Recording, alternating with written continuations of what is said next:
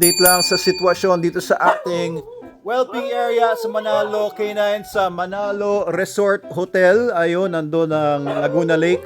Andyan yung ating resort.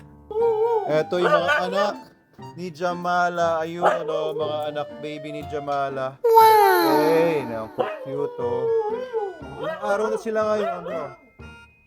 Ilang araw na itong mga to ngayon? Isang linggo na. Titibay na to. Inaalagaan ng foster mom nila na si... Be quiet. Foster mom nila na si Lori.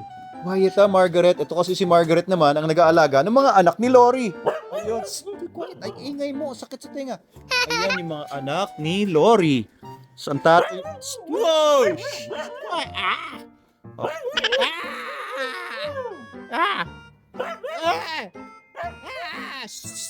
Quiet. Anak ni Lori kay Loki na aso ni John Bautista. Ayan, kaibigan from Bonhouse Freeman. Ang tatay nila ay yun, oh, cute. So, almost mag-1 month na ito. Mag-1 month na sila, dumedede sila kay Margaret. Ay, nako, ito yung problema ko sa mga huskies. Hindi mapigilan sa ingay nila, kaya mahirap magka-husky sa bahay.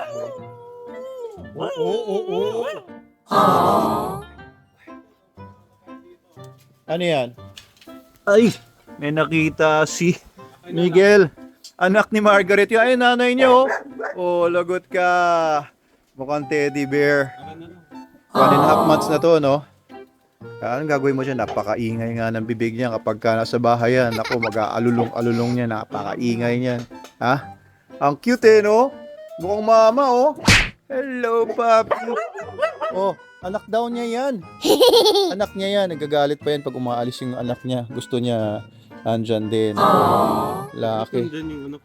Wala, ang mga anak ito mga yan, 4 na Rottweiler niyan. Anak yan ito, si Lori.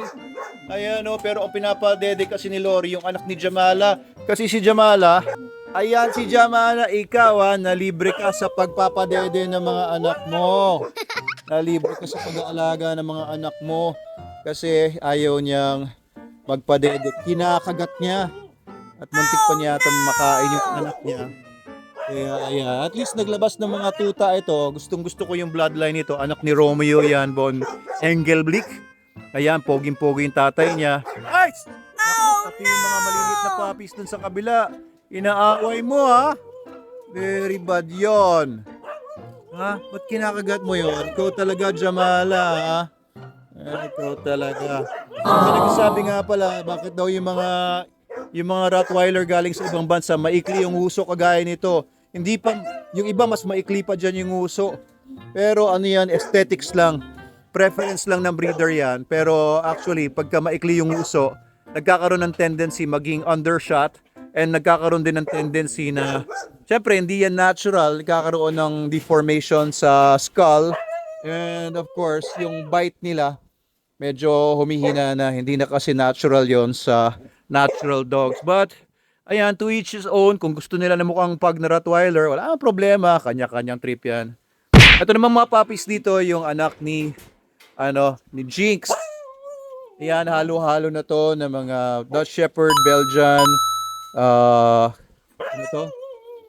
German Short-Haired Pointer, at saka Golden Retriever. Ayan. So, maaaring gamitin natin itong mga to sa detection work, bomb dog or drug dogs. Ayun. Iwi mo na. Ayan. Cute, oh. Hey, puppy.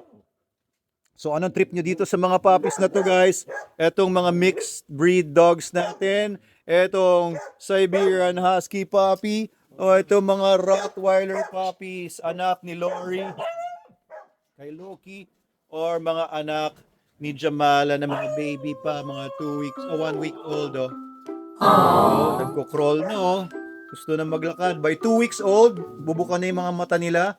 And by 2 weeks old, maglalakad-lakad na yung mga yan. By 3 weeks, magsisimula na sila kumain. 3 weeks, 4 weeks, pwede na natin silang ihiwalay sa nanay. Ayan. Pwede nang ihiwalay yung si Jamala, pwede na ibalik dun sa kabila, no? Okay, balik na natin sa kabila si Jamala para makabawas ng population dito. Ingay! Sila ni Mocha? Kakahulan? Oo nga eh. Ano? Stop. Ay! Ang problema mo? Quiet na, quiet na. Okay, very good. Very good ka naman eh, ano? Very good girl yan si Margaret. Oo, napakabungangera lang. Ano? Mayroon ba kayong misis o girlfriend na ganito? Mahal na mahal nyo naman. Ang bait-bait naman pero bungangera. Huwag ka pipili ng ganyan ha, Miguel ha? Pagkakasawa ka na ha. Ang laki-laki nito si Jamalo. Laki ng mukha, laki ng katawan. Kaso, ayaw niya. Sabi nung isang nagko-comment, baka daw masyado pang bata. Hindi po, 6 years old na ito si Jamala. Baka daw masyadong bata kaya hindi pa responsable. Meron naman nagsabi baka daw wala daw nagtuturo sa kanya. Actually, yung mothering instinct, genetics yun. May mga pagkakataon na nawawalan lang ng good mothering instinct dahil sa stress, dahil sa malnutrition. Pero basically, genetics po yan eh. Kahit sa baboy, kinakal o kinakatay na lang yung mga baboy na hindi marunong magnanay o hindi nagpapadede, yung hindi responsable sa mga anak nila. Pero sa tao, hindi pwede yung ganun. Ayan si Lori, nalakad-lakad muna. Pinapaarawan at medyo pinapa-stretching ni Marlon, ang ating kennel attendant.